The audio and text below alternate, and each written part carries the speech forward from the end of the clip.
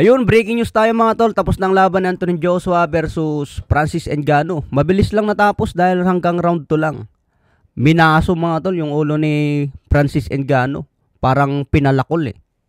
Unang round pa lang tinamaan ng straight si Ngannou, bumagsak kagad. So inantay niya hanggang 8 count, nakabangon pa naman, nakarecover.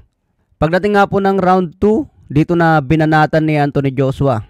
Ganun pa rin yung galawan ni Ngannou, mabagal pa rin yung footwork niya, tapos pa jab-jab. Yung jab ni Ngannou parang hindi iniinda ni Anthony Joshua eh. Tusok-tusok lang kasi yung jab ni Ngannou eh, kaya madali siyang makounter eh. So ayun nga, binanatan ni Anthony Joshua ng straight ulit. Bumagsak na naman itong si Ngannou.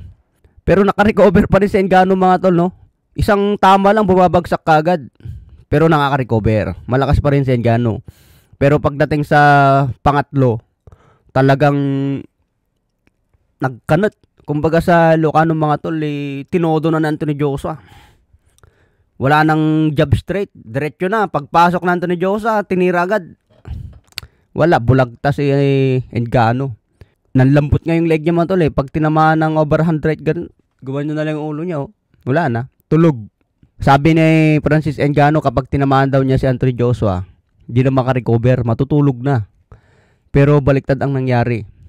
Dahil 3 beses bumagsak si Ngannou, natulog pa.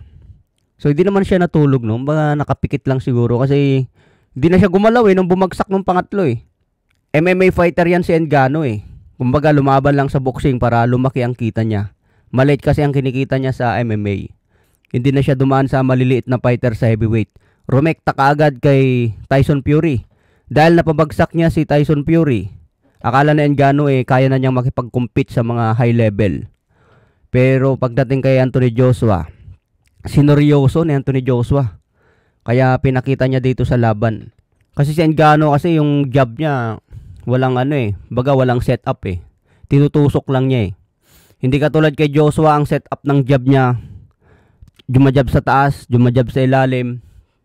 So maganda yung step in ni Joshua eh, kasi nagpe-fake din siya, step in, fake. Then itutuloy niya yung straight niya. So maganda yung technique ni Joshua ngayon, malupitan. Kaya kapag di mo mabantayan yung straight ni Joshua talagang may kalalagyan. Pagdating naman sa undercard, laban ni Rey Vargas versus Nick Ball. So tablang naging laban mga tol, bumagsak si Rey Vargas sa round 8, bumagsak pa sa round 11. So 2 beses bumagsak si Rey Vargas. So nadepensahan pa rin ni Rey Vargas yung WBC featherweight belt. Hindi pa rin naagaw sa kanya ang titulo. So si Vargas pa rin ang WBC champion. So pagdating sa urado mga tol, iba-iba yung score nila. Kaya naging tabla. Okay mga tol, hanggang dito na lang muna tayo sa ngayon. Maraming salamat po.